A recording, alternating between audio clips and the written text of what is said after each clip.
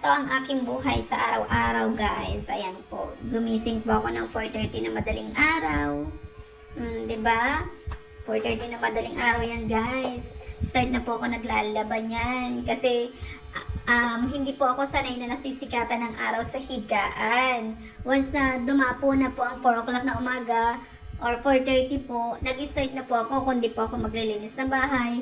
Yan po ang gagawin ko, maglalaba. Kaysa naman po yung tambak-tambak na labahin namin, itapon ko na lang sa kapitbahay namin, di ba? So, after po nyan, 9 o'clock ng umaga na natapos ako maglaba, dahil sa sobrang dami. At pati mga damit ng kapitbahay, guys, pinaglalabhan ko na. Isama niyo pa mga labahin nyo. Yan naman po ang ginawa ko, ng 9 o'clock, nag-deliver naman po kami ng mga bigas. Oh, gusto ko sana buhatin yan kaso wag na, or ibabalik ko na lang sana sa amin. Kaso hindi ko na naibalik. Kinuha na po agad ng may order. Oh, di ba? Yan, after po namin mag-deliver, maglinis naman po kami ng motor para pagsabak sa paghatid namin sa nanay ko, sa mudra ko, sa Nepromed or sa dialysis center. Malinis. At ito na nga po, ayan, nakarating na kami ng Nepromed. Ayan, oh, di ba guys? Oh, sinundo po namin ang aming mudra. Hinatid po pala. Kala ko sa sundo. Ayan, advance na ako masyado, di ba? Ayan. Hinatid po namin ang aming mudra. Oh, guys, ayan po, oh, di ba? Tapos yan, oh, hindi na namin pinakita na kung paano kami bumalik. Ayan po, guys. Sinundo na po namin. Oh, di ba? Ayan, yan po ang aking mahal na mahal na mahal na mahal na mahal na sobrang kulit na aking ina. Yan po. Sinundo na po namin siya. At yun na nga po, dahil po sa wala kami pambayad sa tricycle, isasakay na lang po namin ang aming mudra sa motor. At siya na po, ang pagdadrive namin, guys. Hindi, joke lang. Peace po tayo.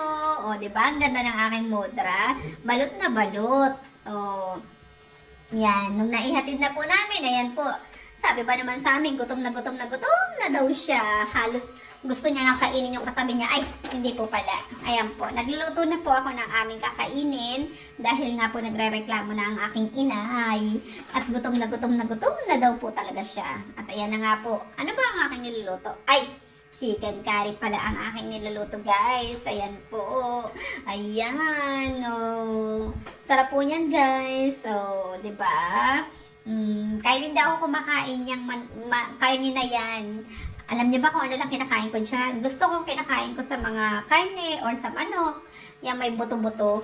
Yan po, favorite ko lalo na po yung leeg. Yan po ang favorite ko dyan. O, diba? Basta parte ng manok, basta sa manok ang pinag-usapan ko.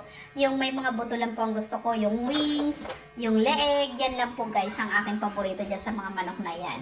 Pero pagka puro na karne, ayaw ko po guys. O, yan. Chicken curry po. O, diba? Kumakain ng aking mudra. Kaso ayaw niya nga po ng manok.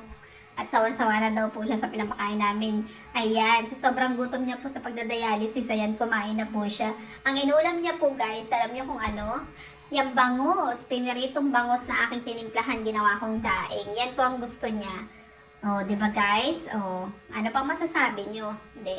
Yan po ang aking buhay sa maghapon. Yan po. Nasikaso ko po siya. O, di ba? Akala ko nga hindi niya kakainin kasi reklamo yan. Oh. Ngayon naman, eto naman po guys, ang aking ginagawa. Naglilinis naman po ako ng aking bahay. Kulang na lang po lahat ng gamit itaboy ko sa labas. Oh, 'di ba ang gulo? Ang gulo ng bahay. Oh, yan po yung pasaway na isa pa po. Si batang laging gutom. Oh, 'di ba? Habang kami naglilinis, siya po kain ng kain. Tingnan niyo naman, ang kalat. Oh, ang kalat ng aming bahay. Halos ilang buwan din po akong hindi nakapaglinis. Subscribe, like, and share.